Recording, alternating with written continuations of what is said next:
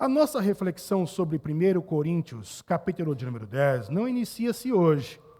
Na verdade, iniciou-se há um mês atrás, exatamente, na primeira quarta-feira do mês de setembro, nós começamos a falar um pouquinho sobre 1 Coríntios capítulo 10, embasado sobre o mesmo tema de hoje. O tema que nós discutimos na primeira semana de setembro e que vamos dar continuidade hoje, na primeira semana de outubro, bem como primeira quarta-feira de outubro, é justamente aquilo que faz a fé perecer. Então, na primeira semana de setembro, nós vimos a primeira parte dessa reflexão. Hoje eu quero dar continuidade, mas por que nós não demos continuidade logo na quarta-feira que sucedeu a primeira semana de setembro? Justamente porque nós temos uma escala. Após a minha mensagem, aí veio no outro culto fé o pastor Selmo, e ele falou para deixarmos o Ló, e explicou o que era deixar o Ló. E depois nós falamos também para deixar o Terá, que é o pai de Abraão. Na outra quarta-feira veio o pastor Wendenberg, onde ele trouxe a maior Bíblia do mundo e falou do seu projeto de fé, do seu trabalho de fé. Ele falou do seu trabalho e agora diz outro. Ele comentou sobre a sua história de fé. Depois nós tivemos a pastora Ângela falando aqui sobre Mordecai, sobre Esther, sobre o posicionamento que temos também que ter em fé em determinadas circunstâncias e atitudes. E logicamente hoje eu quero dar continuidade então sobre o tema que nós iniciamos na primeira quarta-feira de setembro. E quando nós começamos o assunto, eu havia dito para os irmãos que a pergunta é: o que faz uma fé perecer? E pautado nestes mesmos versículos que acabamos de ler, no versículo de número 7, Paulinho ele vai dizer um dos motivos pela qual a fé ela perece. E no versículo de número 7 nós discutimos que um dos motivos que leva a fé a cair, a fé a perecer, seria a idolatria. E quando falamos sobre idolatria, nós vimos que idolatria não é somente a adoração de imagem de escultura. Nós vimos que tem muito mais coisa por detrás da idolatria. Logo em seguida, no verso de número 8, Paulinho dá continuidade acerca do seu ensinamento, e Paulinho fala então para que os cristãos não fossem imorais como foi o povo de Israel. E do mesmo jeito que na idolatria, nós vimos que a imoralidade não é somente a devassidão sexual. Existem outras coisas por trás disso. E para ensinar à igreja o que leva a fé a perecer, Paulinho tem uma metodologia, Paulinho tem uma didática, que é comparar, pegar modelos do passado, trazer para o presente. Isso é interessante na disciplina a qual eu sempre dei aula, que é a história. Para que serve a história? A história serve para que você conheça o passado, entenda o presente e planeje o futuro. Você não consegue compreender o presente se você não entender o passado, não conhecer o passado. E não dá para você planejar o futuro se você não entende o presente e também não conhece o passado. Então, para que a vida tenha êxito, eu preciso entender o como chegamos até aqui, para eu entender o que está acontecendo, para eu então esquematizar como vai ser daqui para frente. Por isso, é importante, ou importantíssimo, conhecer a história, e essa é a metodologia de Paulinho. E se porventura você, que nos visita pela primeira vez, ou está nos acompanhando já há algum tempo, porém não pegou a primeira parte, lá no nosso canal do YouTube tem a primeira parte para que você possa entender. Então, Paulinho, ele dá continuidade. O que leva a fé a perecer? O que faz uma fé cair na desgraça? Então, Paulinho, ele continua. Essa pergunta ainda tem respostas. E no verso de número 9, Paulinho diz assim: e não tentemos a Cristo, como algum deles também tentaram e pereceram pelas serpentes. É o próximo versículo onde Paulinho, no seu estudo, ensinando a igreja os passos que ela não deve cometer para que a fé não pereça, ele diz: não tentemos a Cristo, não tentemos a Deus. E para que ele possa falar sobre tentar a Deus, novamente Paulinho usa o seu povo. Paulo era judeu, Paulo então usa Israel, e ele vai pegar uma nova narrativa do povo de Israel. Ele pega mais um momento histórico do povo de Israel, que está lá no livro do Êxodo, capítulo de número 17, verso de número 1, e também no livro dos Números, capítulo de número 21. Então, quando Paulo ensina a igreja de Corinto a não tentar, ele pega Israel e os fatos dessas duas passagens, Êxodo 17 e Números 21. E quando nós vamos para Êxodo 17, você vai ler, Êxodo 17 é um capítulo assim, que mostra para a gente que algo está fresco. É como se fosse um pãozinho que saiu, acabou de sair do forno, está fresco, prontinho, quentinho, do jeito que a gente gosta, passou a manteiga, derrete. Então, no capítulo 17 do Êxodo, algo aconteceu antes e é uma memória fresca. O que aconteceu? Capítulo 14 do Êxodo, Mar Vermelho. Um grande milagre acontece na história de Israel. Veja bem, Paulinho usou o capítulo 17. Só que um fato recente na memória de Israel é o Mar Vermelho. O que acontece em Êxodo 17? O povo reclama da água, pois acabou a água potável. O povo começa a reclamar, o povo começa a tentar Deus porque faltou água. E quando o povo reclama, quando o povo tenta Deus, literalmente se esquece do que aconteceu agora, recente, praticamente ontem, a abertura do Mar Vermelho. Uma pessoa que tenta Deus, como Israel tentou Deus, se esquece dos benefícios que Deus dá. O Mar Vermelho acabou de acontecer e não é qualquer coisa, irmão. O maior aquário do mundo. Deus fez 2 paredes de água. O chão ficou seco. O mar está aberto. Israel está passando entre as águas. Quando chega do outro lado, o Egito vai passar no meio, a água fecha. O inimigo do povo de Deus é destruído. O mar foi aberto. O povo fica alumbrado, estupefato, maravilhado. E quem não ficaria? Um mar abriu. Quem não ficaria? Agora, logo em seguida, logo adiante, virou a esquina, o próximo passo, acabou a água. O povo começa a reclamar e o povo começa a tentar Deus. Pergunta: o que é tentar Deus? Se isso aqui fosse uma aula, como na aula do carisma que nós vamos ter em breve, dia 29, você vai poder perguntar: o que é perguntar Deus? Tentar Deus. Tentar Deus é colocar Deus à prova. Vamos tentar simplificar. É colocar Deus numa situação difícil. Tipo assim: pastor, eu preciso conversar com o senhor. Ah, é? Ok, vamos trocar ideia. Uma vez eu cheguei a falar assim: irmã, pega a senha e entra na fila. Pois eu pedi perdão. Então eu quero falar, vamos conversar, vamos trocar ideia. Aí, mas eu queria que sentar num lugar diferente, não queria que fosse na sala pastoral, meio burocrático. Pode ser numa padaria? Pode.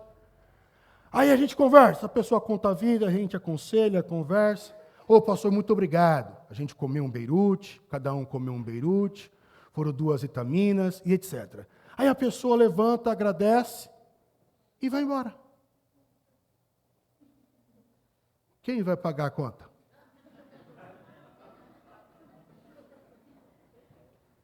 Tentar Deus é colocar Deus à prova. Colocar alguém à prova é colocar uma pessoa numa situação constrangedora. E aí a pessoa tem que fazer. Vamos supor, eu vim aqui para Lagoinha São Miguel, não sou casado, vi a Daniela, me apaixonei. Paixão à primeira vista, amor à primeira vista, vamos casar, quero te namorar para a gente casar, ok. Aí eu tenho um parente que ele tem um dinheirinho um pouco a mais, eu chego nele, eu quero te convidar para ser padrinho do meu casamento, ok? Ok, só está faltando a geladeira para a gente casar. Aí a pessoa fica numa situação constrangedora, porque é amigo da família. Eu considerei ele colocando como padrinho. Aí eu cheguei e falei que faltava aquilo. O que ele vai fazer? Ele vai comprar. Tentar Deus é colocar Deus à prova, é colocar Deus em uma situação constrangedora, é pressionar Deus, é colocar Deus contra a parede, é obrigar Deus a fazer um desejo meu, é fazer com que Deus, ele realize um capricho meu, como se Deus tivesse obrigação de. E Deus não tem. E Deus não tem. Deus não tem obrigação de nada.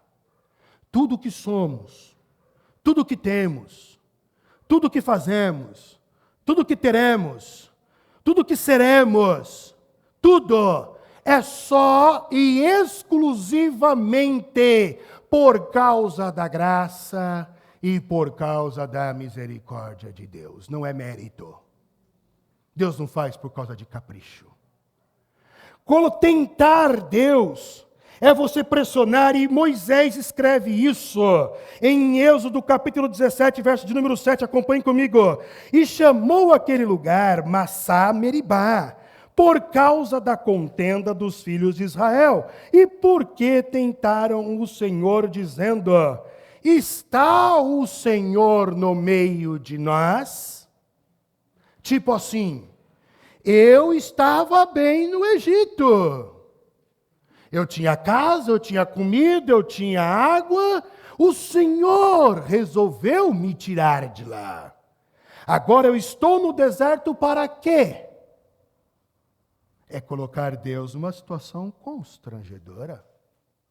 Quando nós tentamos Deus, nós acabamos sendo que desrespeitosos. Mas Israel era uma nação desrespeitosa. E ela não tenta Deus somente na questão da água. Quando você vai para o episódio de Números, capítulo de número 21, aí Israel não está tentando Deus só por causa da água.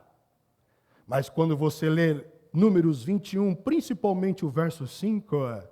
você vai ver que Israel está pressionando Deus, deixando Deus contra a parede, por causa do pão que Israel comia, que Deus estava servindo. Pergunta que eu te faço: qual era o pão que Israel comia no deserto? Maná. Quem é que descia o maná todos os dias da manhã para aquele povo que fantasiava-se de garçom e servia aquele povo? Deus. Deus mandou o maná, Deus servia aquele povo, e aquele povo ainda assim ficava reclamando, ficava esbravejando e tentando Deus, porque acabou a água e porque só come maná. Tentar Deus. O escritor de Hebreus, ele também relata. E assim como Paulo, ele dá um aviso à igreja, e é mais ou menos assim, ó, cuidado, porque o povo cometeu este erro lá, cuidado. Olha o que o escritor escreve no capítulo 3, verso de número 7. Portanto, como diz o Espírito Santo, se ouvirdes hoje a sua voz, não endureçais os vossos corações, como na provocação, olha o desrespeito aí, ó. Como na provocação no dia da tentação do deserto, onde vossos pais me tentaram, me provaram, e viram por 40 anos as minhas obras. Por isso me indignei contra esta geração e disse: estes sempre erram em seu coração e não conheceram os meus caminhos. Quem tenta Deus é ingrato. 40 anos no deserto, diz a Bíblia que a roupa crescia. Lá em Neemias, Esdras, está escrito que eles andavam lá e a roupa crescia, não faltou nada para aquele povo. E mesmo assim, pressionavam Deus. A pessoa que tenta Deus, se você perguntasse para mim: pastor, em uma palavra, defina o tentador divino. Eu diria para você assim: ingênuo, bobo, Quem faz esse tipo de oração pressionando Deus na parede, que Deus tem que fazer agora? Quem faz esse tipo de oração, tentando Deus e outras coisas mais, colocando Deus contra a parede, para mim é ingênuo. Ingênuo por quê? Porque Tiago, meu irmão de Jesus, no capítulo de número 1, verso de número 13, disse assim: ninguém sendo tentado, diga, de Deus sou tentado, porque Deus não pode ser tentado.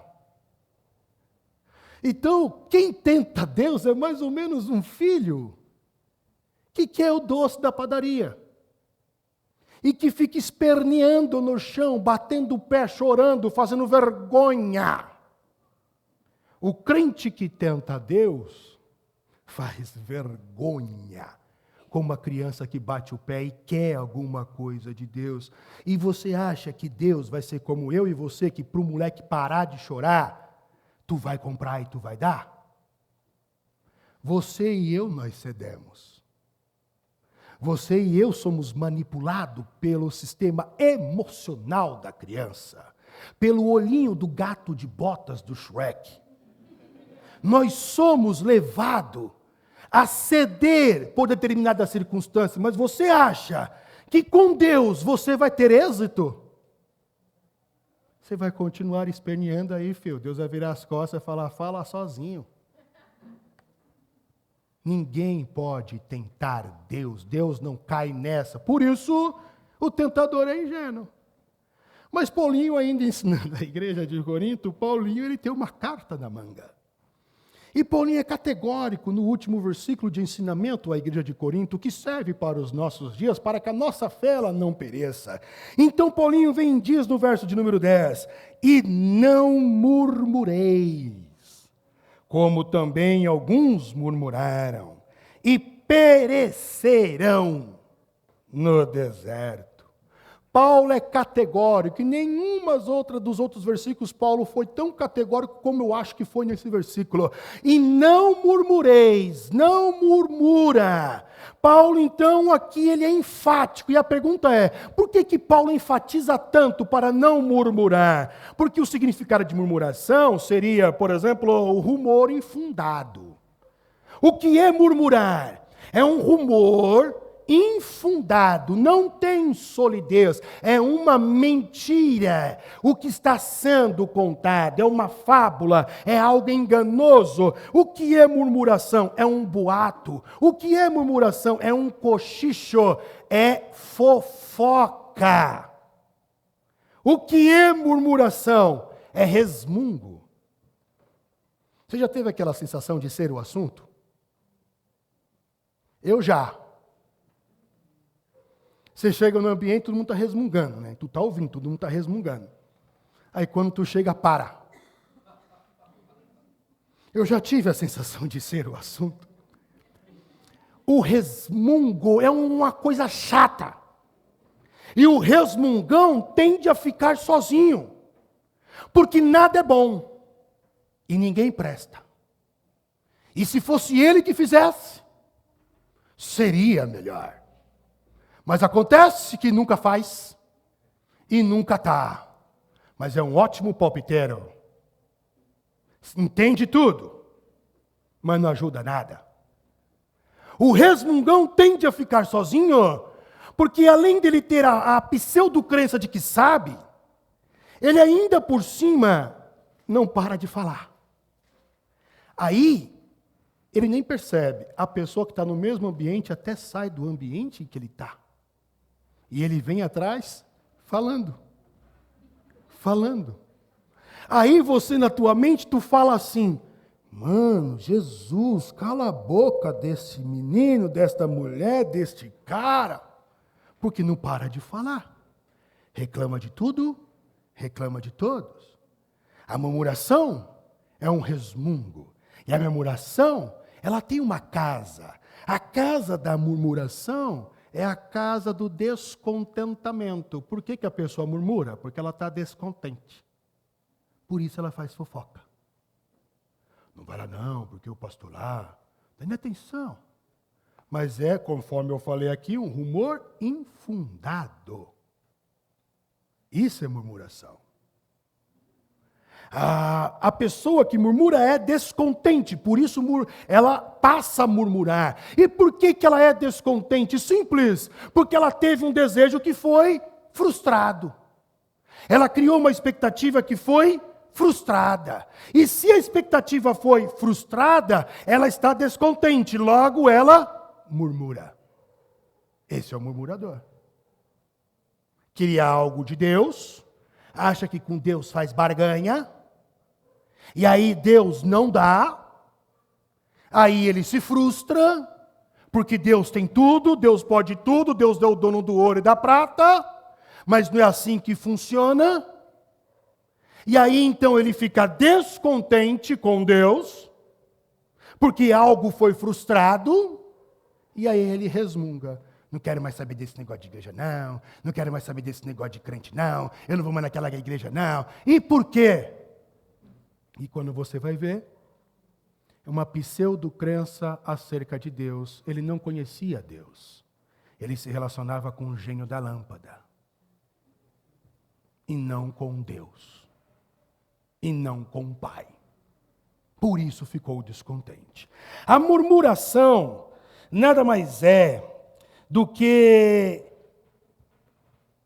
ter uma atitude desrespeitosa através da rebelião. O murmurador, ele se rebela. E se nós trazemos para o contexto do cristão, como é que um cristão, um crente, ele se rebela? Simples. Ele vai falar tudo o que sempre teve vontade de falar. E vai fazer tudo o que sempre teve vontade de fazer. Aí, se tu está do lado, tu vai ficar espantado. Porque aquela pessoa, da igreja, tem Jesus, e está falando isso, e está fazendo isso. Você fica abismado com aquilo. Aí ela olha para a tua cara de espanto e fala o seguinte: quem manda na minha vida sou eu, e tem mais. Ainda vou mostrar para todo mundo que eu estou bem. E posta. É a rebelião do crente murmurador. Aí começa a jogar indireta nas redes sociais. E às vezes a pessoa não fez nada. Está jogando indireta para quem? E começa a colocar lá. É a rebelião do crente. Ele começa a fazer o que nunca fez. Porque o crente se rebela, e tem que se rebelar contra o pecado, a corrupção, mas com o joelho dobrado. É assim que crente se rebela. Contra a violência, oferecendo perdão, é assim que crente se rebela. Não é fazendo chantagem emocional. Então, quando nós olhamos para a murmuração provoca a rebelião. E a murmuração na Bíblia, existem alguns episódios que eu quero destacar 3. Israel murmurou, como nós estamos falando aqui, mas também os escribas e os fariseus murmuraram acerca de Cristo, fizeram fofoca acerca de Cristo, resmungaram acerca de Cristo, se rebelaram em relação a Cristo. Tudo isso é murmuração, tudo isso cometeram com Cristo. E tem uma parábola que eu acho espetacular que Jesus conta. Um cara endinheirado sai de manhã e ele começa a contratar trabalhadores em diversos períodos do dia. E quando ele vai pagar esses trabalhadores, ele chega naquele que trabalhou só 1 hora e dá ali um salário. E o camarada que trabalhou o dia inteiro, o primeiro lá, acha que vai receber mais, mas o cara não paga mais, paga a mesma coisa. O que eles fazem? Murmura.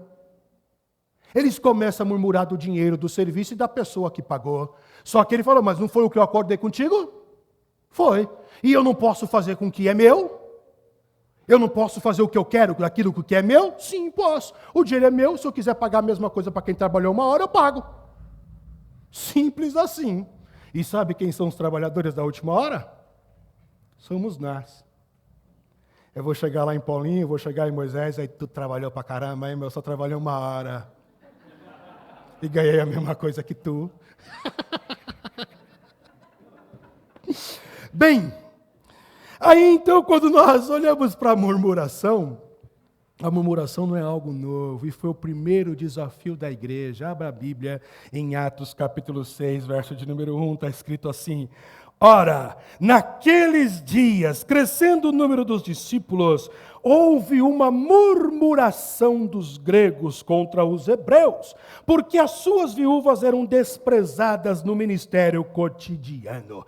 Primeiro grande desafio da Bíblia não foi herege, não foi discussão teológica, foi murmuração dentro da própria igreja. Cristãos gregos se começaram a murmurar dentro da própria igreja. E aí eu tenho Charles Wycliffe, ele escreveu um grande dicionário bíblico e ele escreveu algo que eu achei interessante sobre o assunto da murmuração, uma frase. Obviamente, o murmúrio é completamente estranho. Olha só, o murmúrio é completamente estranho ao caráter do povo de Deus. É como se você pegasse assim e falasse assim, ó, não tem o sangue do Cristo? Tem. Não aceitou Jesus? Sim. Não trocou as vestes? Sim. O Espírito Santo não habita? Sim. Não fala em língua? Sim. E até tem um dom de profecia. Ó, bacana, de revelação. O cara não prega para cima e para baixo? Sim. O cara prega para cima e para baixo. É filho de Deus? Sim, é. Mas está murmurando? É contraditório. Não condiz murmuração com o povo de Deus. Aí Paulo não avisa a sua igreja de Corinto. Paulo também escreve lá para Filipos e adverte a igreja também de Filipos no capítulo 2, verso 14. Fazei todas as coisas sem murmuração. Eu vou te dar um exemplo. A pessoa que limpa a igreja murmura porque ele sabe que tem outros irmãos que não estão trabalhando, que poderiam ajudá-lo a limpar a igreja. E não vem. Mas a pessoa que não vem, quando vem para o culto, murmura porque aquele que limpou a igreja sozinho, não limpou direito. Aí você tem o departamento de louvor.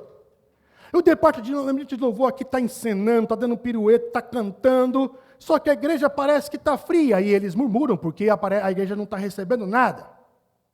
E o que está embaixo murmura, porque aqui é muita encenação de palco, e supertonou, e desafinou, e tropeçou na nota, o teclado entrou primeiro do que o cantor, ou vice-versa.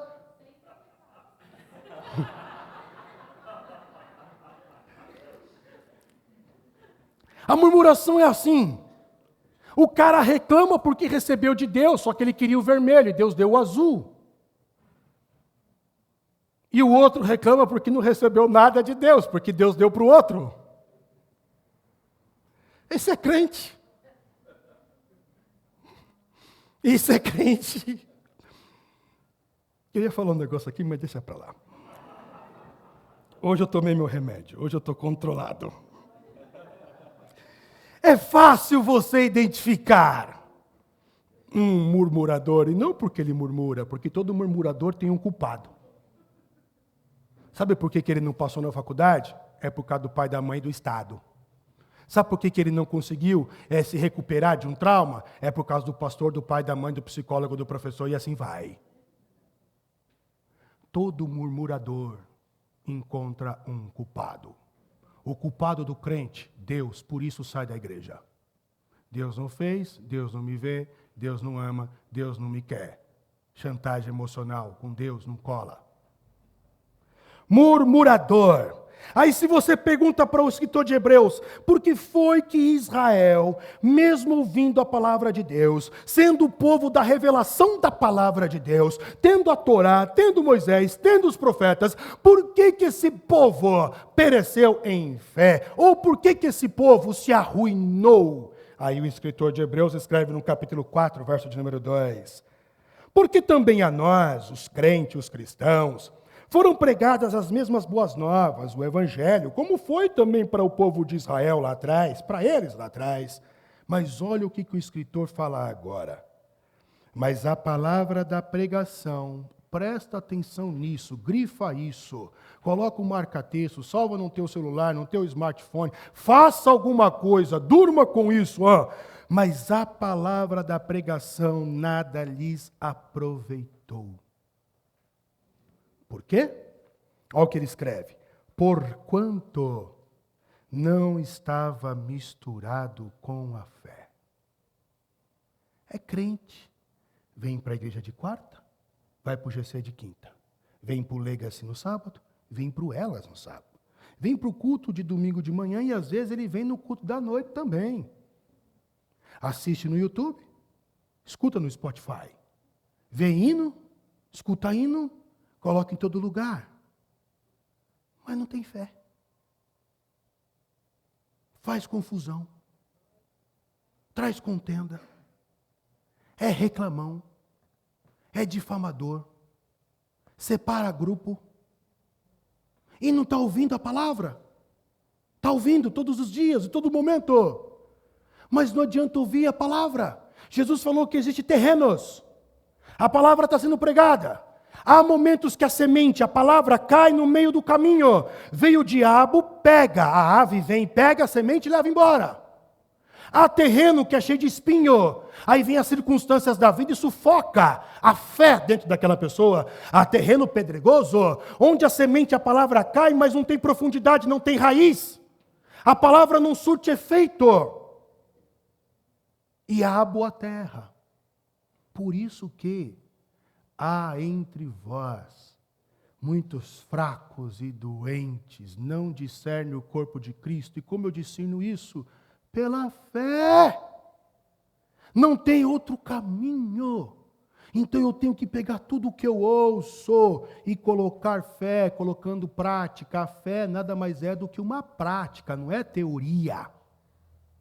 A fé não é teoria. A fé é prática, a fé é exercício, é praxis, é atividade. Isso é fé. No grego, a palavra fé é verbo. Verbo é uma ação. No português, não. Fé é substantivo. Você não conjuga a fé. Mas no grego, você conjuga a fé. É ação, é prática. A fé é um exercício, não é teoria. Não é livro acadêmico. É para ser colocado na prática. Tudo que Deus fala para nós todos os dias. Se você não viver, não precisa vir para a igreja, irmão. Fique em casa assistindo Netflix. Não vem para a igreja. Não vem. É desperdício de tempo. Não vem achando que Deus vai resolver teu problema. É motivação errada. Motivação errada. Nós não viemos para a igreja por causa disso. Vem para a igreja para ter exercício de fé. E não para satisfazer os teus caprichos. É isso aí, né? Por que Paulo adverte a igreja? Porque ele ama. É por isso. E as palavras de Paulo ecoam até hoje. Paulo está advertindo a igreja até hoje, porque ama. Aí surge a pergunta: pastor, pode vir já ao grupo de louvor? Como é que eu faço para não tentar Deus? Primeiro, tenha ciência de que você é criatura, Ele é o Criador. Ele é soberano. Ele tem noção do passado, presente e futuro. Ele vive nesses 3 estágios. Ele sabe o que é melhor, você e eu não. Não temos noção do que vai acontecer no próximo segundo. Não temos. Primeiro, como é que eu faço para não pressionar Deus? Eu tenho que ter a consciência de que Ele é soberano. Segundo, crente tem que sair da espirotosfera. Eu criei mais uma camada na atmosfera. Crente tem que sair da espirotosfera. Crente é muito místico, porque o reino de Deus não está no mundo espiritual. Jesus orou dizendo: venha reinar, e que seja feita aqui, nessa realidade, aqui na terra, como é feito no céu. O reino de Deus é aqui e agora, é para essa realidade. Então o crente tem que sair da espirotosfera, porque quando Paulo fala do culto racional, ele não está falando de culto espiritual. É um culto com a razão. Você sabe o que você está fazendo? Você sabe o que você está oferecendo? Você sabe o que você está ouvindo? Você tem que me esmiuçar. Você tem que, aquilo que você está ouvindo, você tem que digerir, gerir, ruminar toda aquela palavra. É racional, é razão, é com pensamento, não é com o espiritual. Então é aqui e agora, nesta realidade. E terceiro, como é que eu não tento Deus? Eu não tento Deus sendo vigilante, porque Jesus diz, vigiai, e depois tu ora. Tem crente que ora, porque não vigiou, aí ora, para que Deus arrume a besteira que ele fez, quando ele falou o que não deveria falar, ou fez o que não deveria fazer. Mas se vigia na hora de falar, não precisa orar. Porque a maioria das nossas orações é petição. É petição. Principalmente para Deus arrumar a besteira que eu faço. Principalmente. Então, primeiro, você vigia. Depois você ora. E se você vigiar, não precisa de orar. Simples assim a vida de ser cristão. É simples, irmão, não tem mágica, fórmula secreta. É simples, vigia. A oração do crente tem que ser como a do salmista. Senhor, coloque um anjo na porta dos meus lábios para eu não pecar contra ti. É essa a oração. Como é que eu faço para não murmurar? Porque para tentar eu já sei, para não murmurar. Contra a doença chamada murmuração, só há um remédio de dose única chamada gratidão. Filipenses capítulo de número 4, verso número 6. Não estejais inquietos por coisa alguma, antes as vossas petições sejam em todos conhecidas diante de Deus, pela oração e não reclamação, pela súplica e não murmuração, com ações de graça. Então eu oro para que você e eu continuamos de pé, oro para que a nossa fé não venha a perecer, oro para que Deus venha trazer um reavivamento sobre nossa igreja, sobre Lagoinha São Miguel, sobre o Brasil, quebrantamento de espírito, que tenhamos fé genuína, que paramos de ser místicos e sejamos crentes de verdade. Que Deus te abençoe, irmão.